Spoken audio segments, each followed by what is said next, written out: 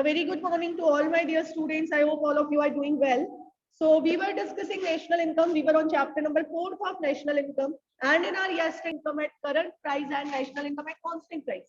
हमने पढ़ा कि जब भी करंट ईयर आउटपुट को करंट ईयर प्राइसेस से मल्टीप्लाई किया जाता है, we get the nominal national income. We multiply the current year output with the prices of some base year. Base year is the year in which economic system has remained proper. So whenever we take the prices of base year and when we multiply, we get the real national income, the actual national income of the economy, which shows the true picture of economic growth of any nation. Let me take an example for your better understanding. Just have a look on the screen. 2019 was 100 quintal, यहाँ पे मैंने सिर्फ 100 लिखा है, and price per unit was ₹10. तो आपको पता चलेगा कि ओवरऑल नेशनल इनकम रही होगी 1000, राइट, रुपीस का प्रोडक्शन है. Now in 2020 due to the adverse situation of Covid, suppose output produce हुआ केवल 60. कितना आउटपुट प्रोड्यूस हुआ? 20. प्राइस 10 से कितनी हो गई? 20 हो गई. 2020 में प्राइस लेवल इंक्रीज हो गया और प्राइस हो गई 20.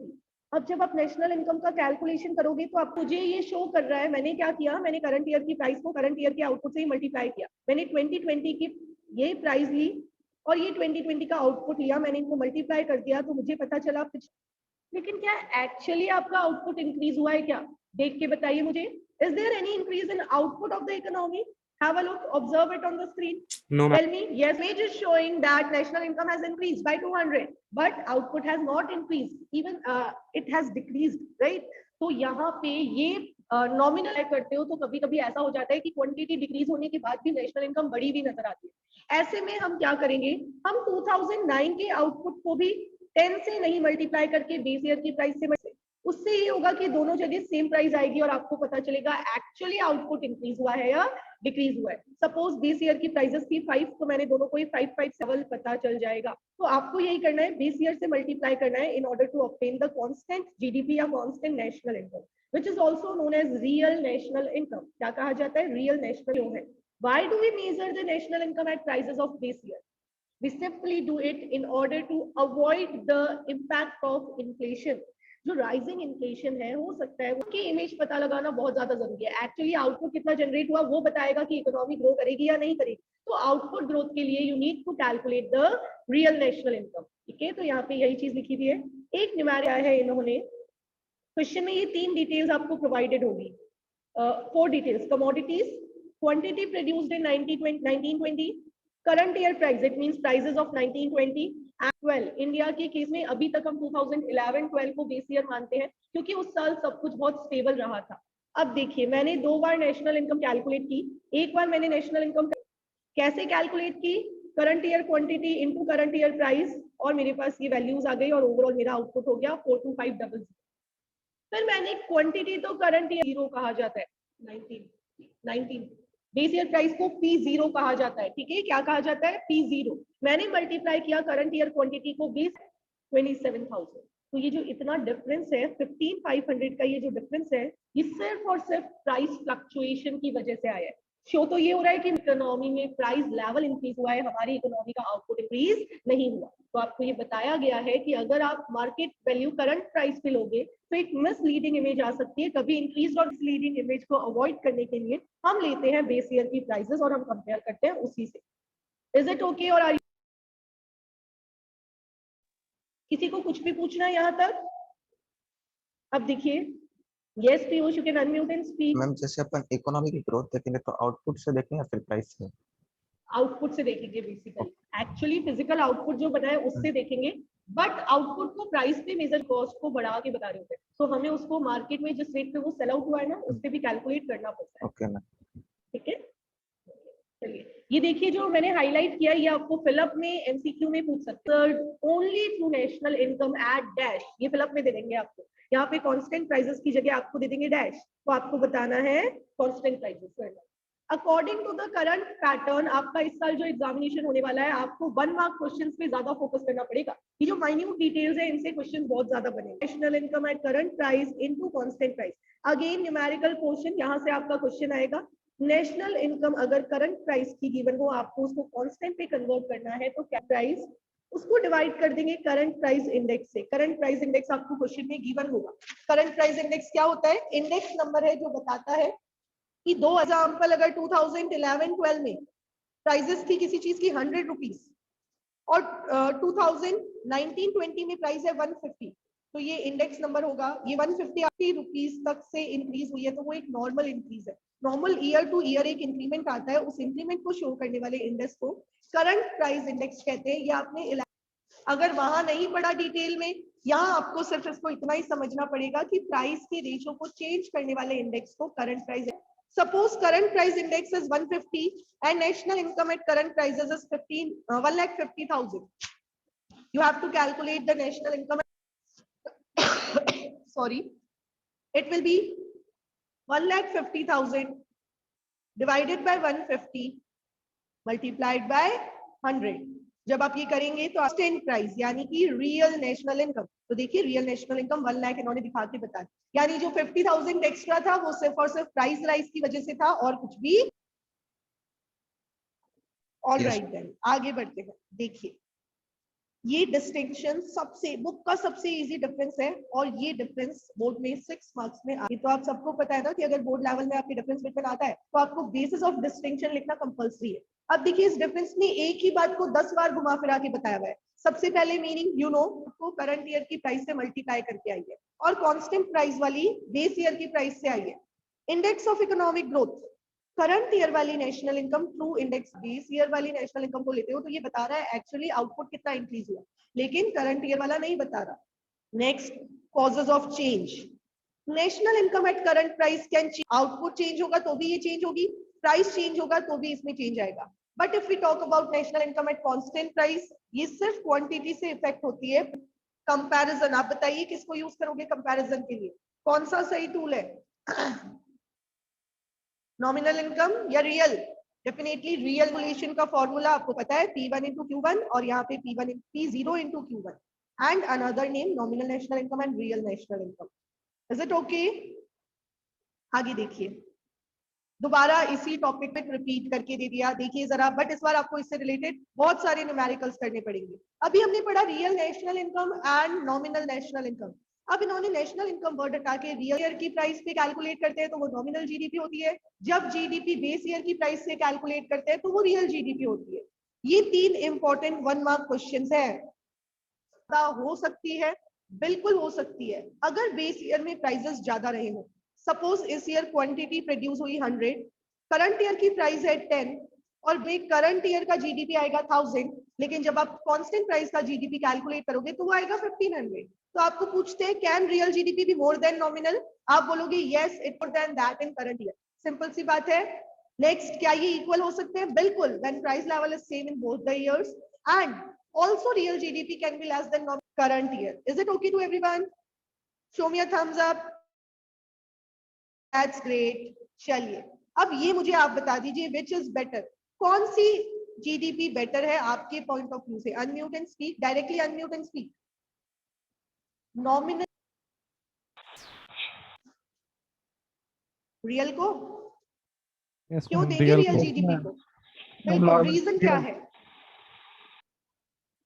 एनीवन?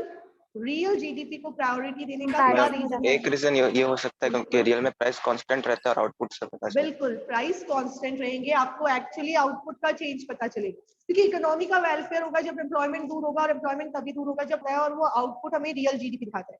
ये 4 मार्क में थ्योरेटिकल क्वेश्चन आता है नेशनल इनकम में। थ्योरी की अगर हम बात करें ना तो यही थ्योरी इंपॉर्टेंट है। Which is better, real GDP और रियल जीडीपी बेटर है? इसके बुक में पॉइंट्स गिवन है, देखिए मैं बुक रीडिंग नहीं करवा रही हूँ, सिर्फ पॉइंट एक्सप्लेन कर रही हूँ। पहला कह रहा है रियल जीडीपी आपको एक्चुअल प्रोडक्शन बताएगा, एक्चुअली आपका फिजिकल आउटपुट कितना प्राइस में भी चेंज बताएगा। हमारे लिए ज्यादा यूजफुल है एक्चुअल आउटपुट का चेंज ऑब्जर्व करना।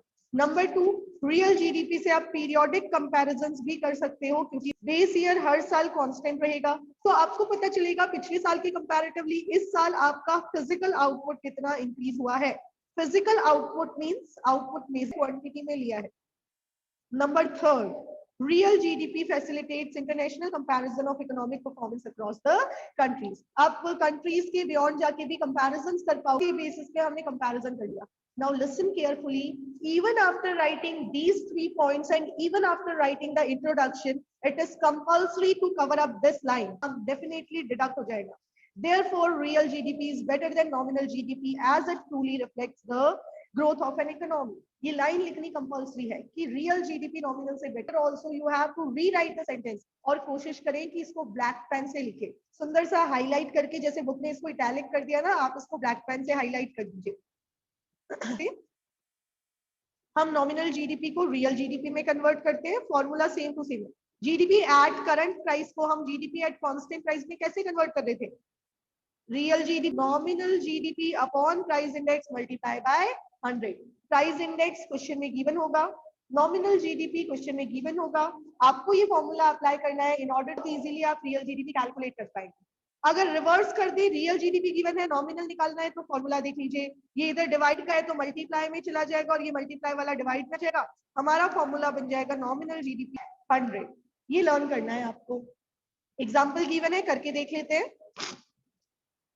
If real GDP is 200 and price index is 110, price index कितना है? 110 वैल्यूज पुट ऑन कर दीजिए, या फिर रिवर्स ये वाला फॉर्मूला अप्लाई कर दीजिए.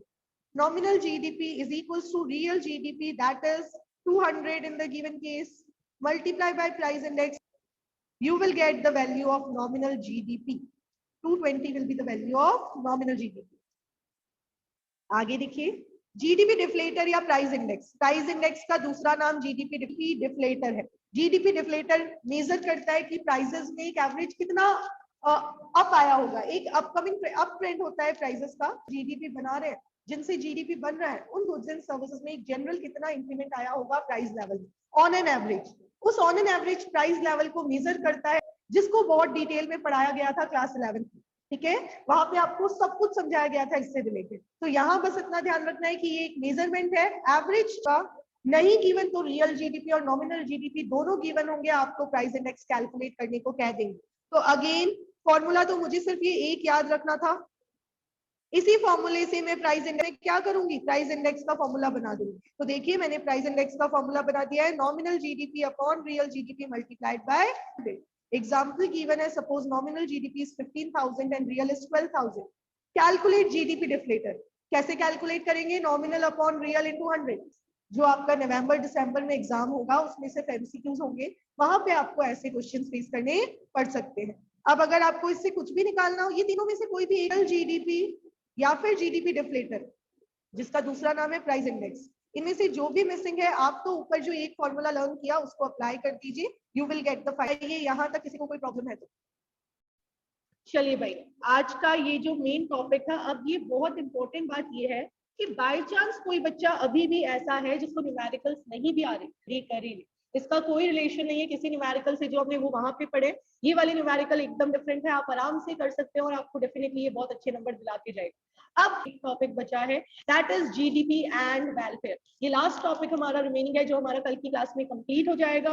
और ये कंप्लीट होते ही हम फाइनली नेशनल इनकम जो हमने शुरू किया था, ऑलमोस्ट 50 पीरियड्स चाहिए होते हैं अप्रोक्स नेशनल इनकम के लिए. हमने अपना अच्छा खासा टाइम दिया. ये वाला टॉपिक कल डिस्कस करेंगे. जैसे इसका डिस्कशन ओवर होगा, एक बार के लिए मैक्रो इकोनॉमिक्स को यही छोड़ देंगे, फिर स्टार्ट करेंगे इंडियन इको का चैप्टर नंबर 3, ताकि आप अपनी तरफ से नेशनल इनकम को प्रिपेयर करते जाए. जिन जिन बच्चों का प्रिपरेशन होता जाए मुझे इन्फॉर्मेशन देते रहे, ताकि उस अकॉर्डिंग आपकी टेस्ट प्लान करें. ठीक है, नेशनल इनकम की जो टेस्ट प्लान करूंगी वो आपको उस अकॉर्डिंग बता दूंगी मैं नेशनल. और कोशिश करें स्कूल खुलने से पहले पहले आपकी तरफ से ये पूरा पोर्शन जो है ये रेडी हो जाए. Is it okay to everyone?